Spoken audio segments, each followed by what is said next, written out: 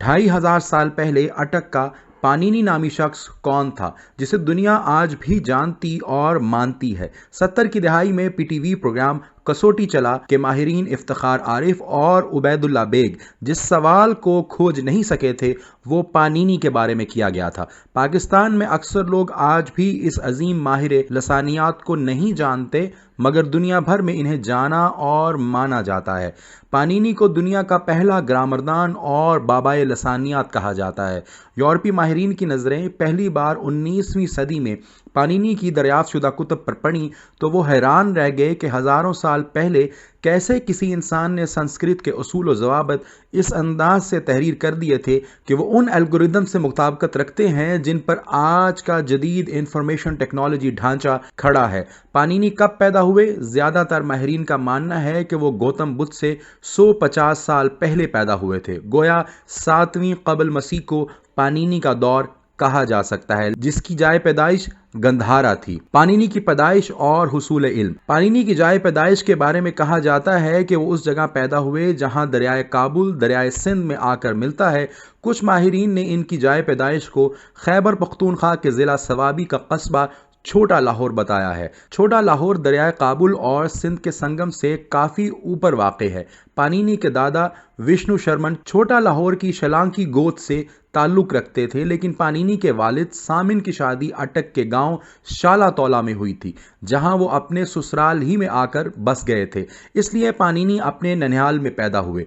ये इलाका उस ज़माने में दश्क कौम की राजधानी था। 7वीं सदी के वस्त में जब मशहूर चीनी सयाह हुआन सांग गंधारा आया तो उस वक्त वो पाणिनि के गांव शाला तौला भी गया, जिसे उस ज़माने में शलातर पुकारा जाता था। उन्होंने लिखा कि शलातर के ब्राह्मण संस्कृत कवायद के माहिरीन माने जाते हैं।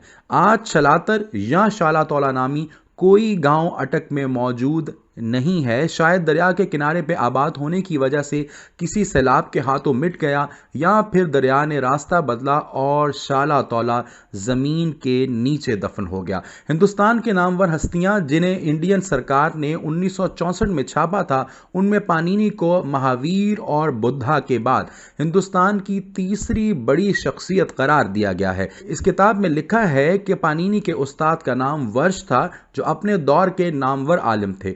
उस दौर में रवाज था कि हुसूल इल्म के बाद तालिब इल्म सियाहत को निकलते थे।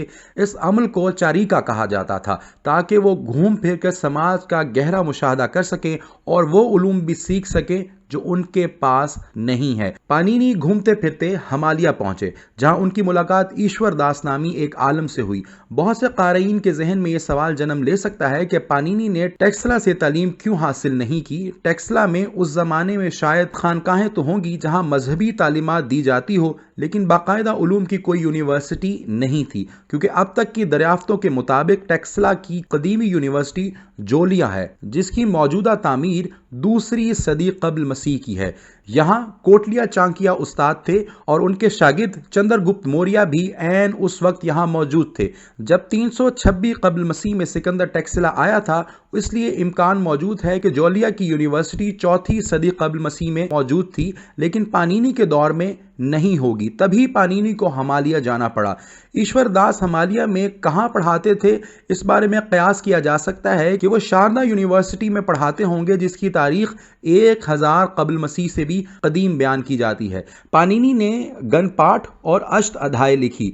हुसूल इल्म के बाद चारिका करते हुए पाणिनि को एक बात का इदराक हुआ कि जुबान पर हर चंद मील के बाद कुछ हद तक बदल जाती है। इसलिए उन्होंने जुबान में इस्लाह का एक मंसूबा अपने उस्ताद के गोश गुजार किया और बताया कि जुबान के इस्तेमाल में गैर मुअय्यन उसूल हैं, इन्हें मुअय्यन कर दिया जाए, और जो चीज़ें कायदे या उसूल की पाबंद नहीं हैं उन्हें कायदे के तहत लाया जाए, और जहां उसूल कमज़ोर हैं उन्हें ठीक कर दिया जाए, और जहां नए उसूलों की ज़रूरत हो वहां नए उसूल बना लिए जाएं। जब ईश्वर दास ने पाणिनि से इस मंसूबे की जुज़ियात पर बात की, पानिनी ने बताया कि वो आसाम और साहिली इलाकों तक का सफर करके मालूमात इकट्ठी कर चुके हैं और जहां जहां उन्हें कोई नई बात या उसलूब मिला है उन्होंने उसे लिख लिया है। इस तरह पानिनी ने मुख्तलिफ जगहों की बोल चाल, अल्फाज का इस्तेमाल और उनके मानी की छानबीन करके उनके असूल वज़ा किए।